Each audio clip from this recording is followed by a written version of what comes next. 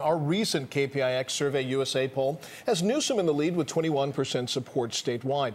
Villaraigosa is close behind with 18%, but both men are struggling to get traction outside of their home turf. Newsom has only 15% support in the greater Los Angeles area. The former Los Angeles mayor has 5% support of likely voters in the Bay Area. So Phil Mateer and I asked former San Francisco Mayor Willie Brown, where do we go from here? Well, I think that over the next 21 days, we're going to be inundated with commercials because I'm told that Antonio Villaraigosa has $20 million left to spend. The former mayor of Los Angeles. That's right, and he's spending it every 2 or 3 minutes. God bless him. We're benefiting right here, so keep them coming.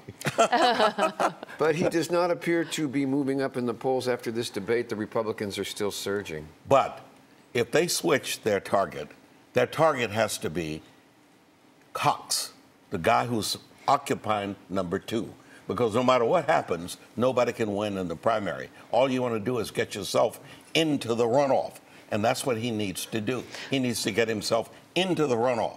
Cox is where he should be. Now, Gavin Newsom is running ads where he's basically pitting himself against Cox for the ultimate race, talking about each of them's record on guns. Why would he do something like that? He's trying to help Cox.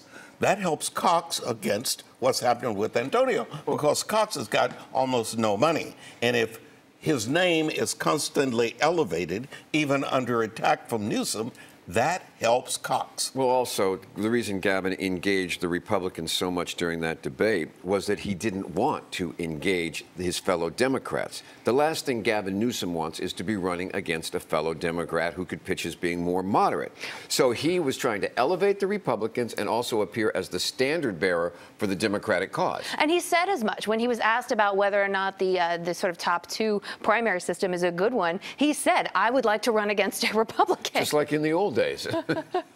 The standard process in America in this democracy for a long time has been party versus party. You might represent the Democrats, but you are not the whole process. You don't have 2 Democrats running against each other. That's why we have it in California, thanks to my friend Arnold Schwarzenegger. He came up with the brilliant idea of saying top 2 in order to eliminate partisanship. And instead, he got West Coast wrestling.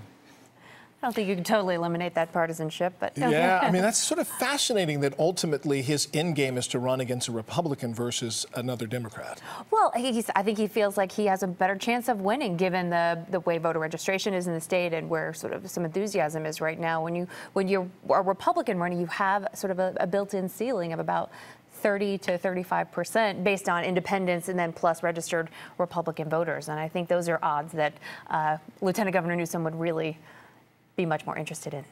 And a pair of rivals in the San Francisco mayor's race have teamed up. Mark Leno and Jane Kim released a joint ad urging voters to make them the top 2 picks on June 5th under the city's ranked choice voting system. The idea is to boost both of their chances against better funded candidates like Board of Supervisors President and former acting mayor London Breed. This election is more than just about us winning. It is about us winning our city back. And so regardless of which one of us is in room 200, we'd like to see one of us in there. Now, Breed's camp brushed aside the ad, saying, what's the news here? Leno and Kim's 1-2 strategy was announced to the world the day they orchestrated London Breed's removal as acting mayor. Now, Phil and I asked former San Francisco Mayor Willie Brown what he thinks of this duo. It's the first time that the process called ranked choice voting has been admitted as a means by which you can tag team the guy who or girl who's at the top. That is what is happening with those 2. They can't beat London Breed one-on-one, so they're teaming up almost like in the schoolyard. When I was a little kid, I was never big enough to beat anybody, so I always tagged up with somebody else to go after my enemy. Well, I think they're trying to replicate what happened in Oakland years ago when Rebecca Kaplan threw her support to Jean Quan, and those votes, that series of votes, got Jean Quan over the finish line, beating Parada, and I think that's what they're trying to do here. And she was number 3. Okay. She was not like, Quan was number 3. She was not even number 2.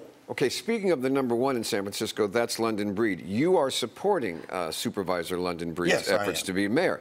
But she is still in between 30 and 35% in the polls. She is not surging big time either. So she needs ranked choice votes as well to get over the top. No, she needs a runoff between herself and the person who's #2. That's what she needs. Unfortunately, that's not the way it works. So she's got to literally embrace, I suppose, who?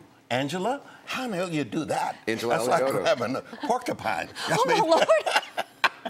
He said it. And I'll take a second to note that I'll be moderating a debate among candidates for mayor of San Francisco tomorrow night at the Commonwealth Club. Now, the event is sold out, but it starts at 6:30, and you can watch it live on the Facebook pages of either KPIX 5 or the Commonwealth Club.